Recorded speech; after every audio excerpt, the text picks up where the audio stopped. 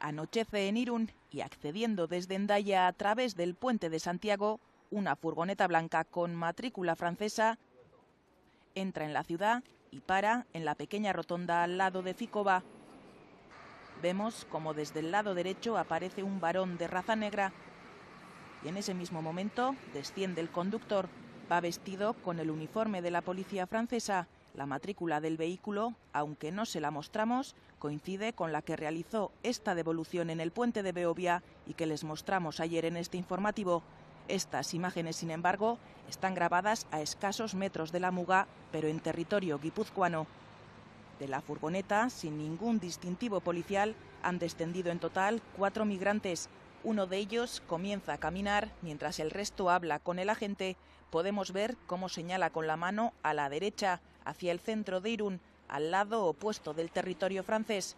Los ha trasladado hasta Irún, pero sin seguir lo que establece el protocolo de devolución de la policía española, que es la responsable de esa recepción y quien debe registrar la entrada. No hay ni rastro. Tras una breve conversación, los migrantes inician la marcha hacia el centro de la localidad y el agente se introduce en la furgoneta, arranca y tras girar en la rotonda toma rumbo al puente internacional que une Irún con Hendaya.